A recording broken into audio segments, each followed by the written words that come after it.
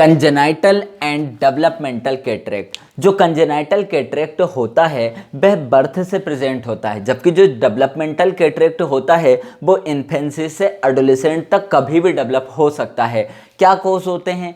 पहला कोस तो होता है इडियोपैथिक, जो अननोन कोस होता है, जबकि दूसरा कोस की बात की जाए तो हेरिडिटरी होता है। हेरिडिटरी में होता है इनहेरिटेड विदाउट सिस्टमिक डिसीज, मतलब इनहेरिटेड कैटरेक्ट है जिसके साथ कोई सिस्टमिक डिसीज नहीं है, जैसे ऑटोसोमल डोमिनेंट में देखा जाता है।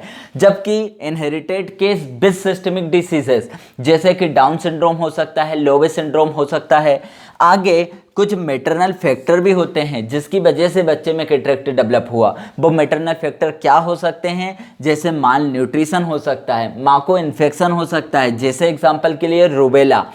और जैसे बच्चे में फिर क्या होगा? कंजेनाइटल रूबेला सिंड्रोम होगा। ड्रग्स हो सकते हैं जैसे कॉर्टिकोस्टेरॉइड हुआ, थैलिडोमाइड हुआ। और रेडिएशन का एक्सपोजर, यदि माँ प्रेगनेंसी के दौरान रेडिएशन का एक्सपोजर हुआ है तो बच्चे में कैटरेक्ट डेवलप हो सकता है।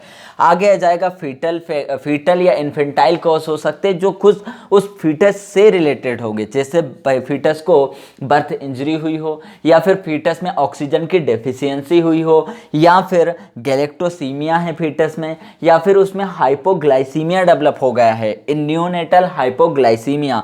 और एसोसिएट कोई कंजेनाइटल सिंड्रोम हो सकता है, जैसे अपन ने बात की थी डाउन सिंड्रोम, लोवे सिंड्रोम।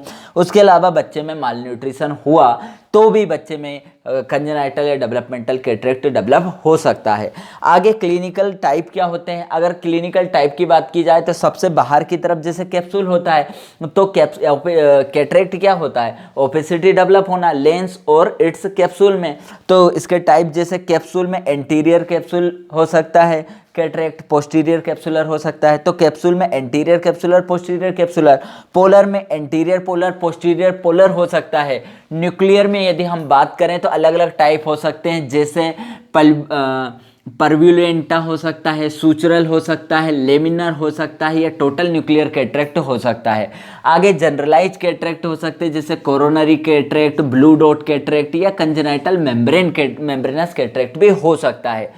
तो जो कंजेनाइटल कैटरेक्ट होता है उसमें ल्यूकोरिया मिलता है, मतलब ल्यूकोरिया मिलेगा तो जो डीडी है वो ल्यूकोरिया वाली डीडी हो जाएगी, जैसे retinopathy of pre maturity, retinoblastoma हो सकता है। आगे मैनेजमेंट में क्या करेंगे हम? जो कंजेनाइटल कैटरेक्ट का मैनेजमेंट में हम क्लिनिकल इन्वेस्टिगेशन करते हैं। सबसे पहले जैसे ओकुलर एग्जामिनेशन करते हैं, हम देखते हैं कि कैटरेक्ट जो है वो कितना हार्ड है और उसकी मॉर्फोलॉजी क्या है। तो अपन जो हार्ड है मतलब अपन डेंसिटी चेक करते हैं। किससे डेंसिटी चेक करेंगे? डिस्टेंट डायरेक्ट ऑप्थेल्मोस्कोपी से चेक करेंगे। और जो मॉर्फोलॉजी है तो कंजेनाइटल कैटरेक्ट की किस तरह की मॉर्फोलॉजी है उससे हमें पता लग जाएगा कि कोस क्या हो सकता है।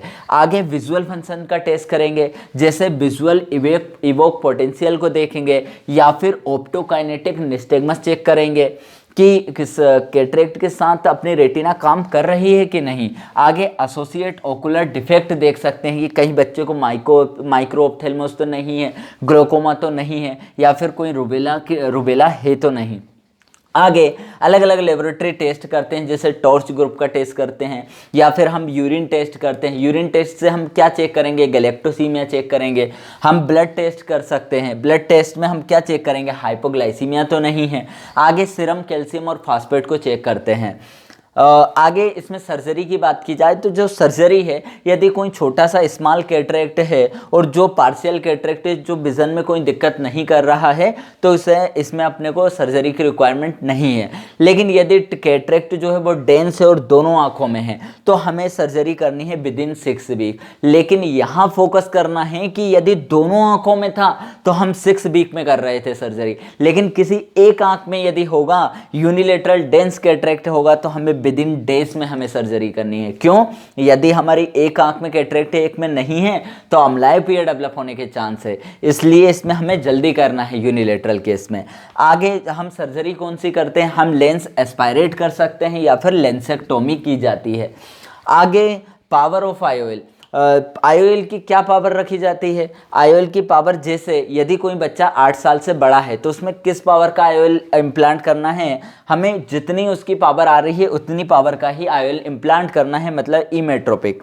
यदि बच्चा 2 से लेके 8 साल का है, चूंकि उसकी आंखें अभी छोटी है, छोटा बच्चा है, उसकी आंख छोटी है, तो हम थोड़ा अंडर करेक्ट करते हैं। क्यों? क्योंकि वो आई बॉल का फिर साइज बढ़ेगा।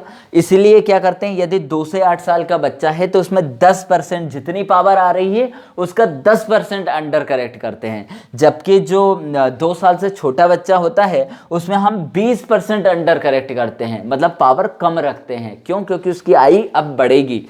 तो ये हमने देखा कंजेनाइटल या डेवलपमेंटल कैटरेक्ट। Thank you.